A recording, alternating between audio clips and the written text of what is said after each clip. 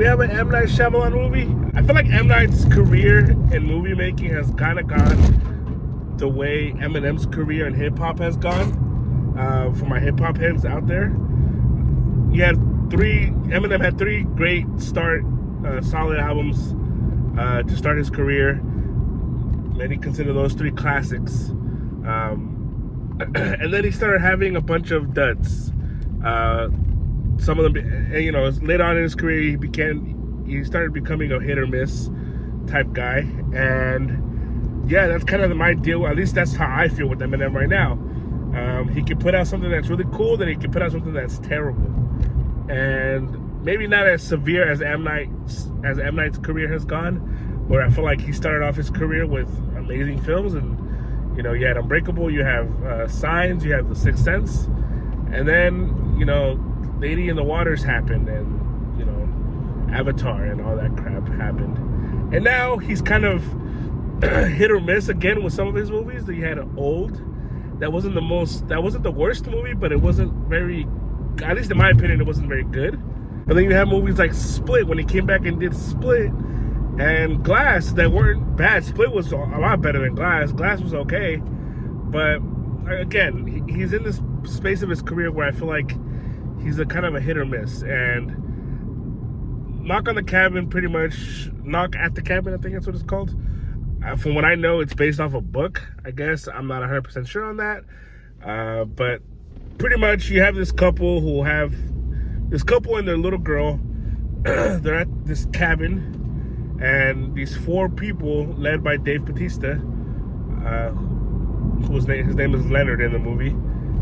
They pretty much come in and they tell this family that one of them has to die. One of them has to kill one of their family members. One of the three have to die in order to prevent the apocalypse. And yeah, that's kind of the movie, really. Honestly, that's really what it is. I'm a little iffy about the film. I guess I know I do feel like I did enjoy it. Like, I had a good time watching this. But I feel like there was some nuances about the film that I just didn't feel like. I don't know what it is about M. Night's filmmaking that oftentimes, there's a lot of things that you have to speculate, and you kind of have to, wonder what's really going on. Or he does things in his movies that once the movie's over and then you watch it again, kind of like The Sixth Sense, the big twist happens in the end, and then as you go back and watch the film, you begin to see and you begin to pick up on little nuances that you missed if you wouldn't have known, again, those things. And there's a part in the film here that I feel like towards the end they kind of just almost spoon feed you what's going on and what his, I guess in a sense, his imagery he's trying to portray here, and kind of his story that he's trying to create here, what these people represent. I will say that without spoiling it. I feel like if you're gonna watch it, I don't know, I just feel like it was very spoon fed to me. I didn't feel like I needed to work for what I was given. And I like when movies kind of make you think a little bit and they make you wonder what's going on. This movie, I feel like, didn't really do that a whole lot. But I felt all the performances were pretty solid for the most part. Particularly Bautista. I think he knocked it out the park here. I think he's really cutting out something nicely for himself. He's really showing that he is, and he should be a respected actor.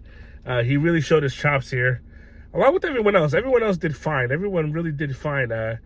You get M. Night's, dialogue in this and in moments that's, awkward and kind of out of nowhere and random. But nonetheless, I feel like this movie was okay. I didn't hate it. I didn't love it.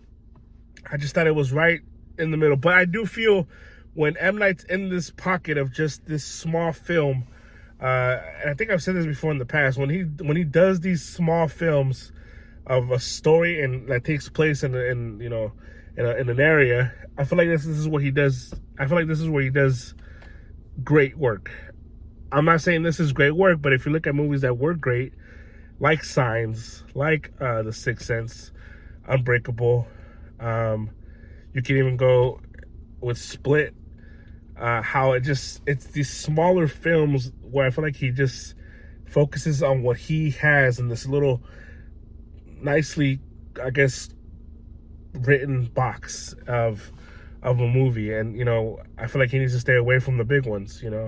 We saw what he did with After Earth. We saw what he did with once he started getting these bigger budgets and Lady in the Water and The Last Airbender and all that crap. But nonetheless, I did enjoy this film. It was okay. I can't get it to like an 85 or 80% or B, whatever. To me, out of 5, I'll probably give it a 2.7 out of 5. It was decent enough. Yeah, I think I'm not rushing. I wouldn't rush to go watch this in theaters. There's a couple movies that are probably out right now that I can think of that I probably would have rather have seen. But hey, whatever. That's my review, guys. Knock at the Cabinet. You guys gonna watch it? M. Night Shyamalan. If my opinion sucks, let me know. But that's it. I'm out.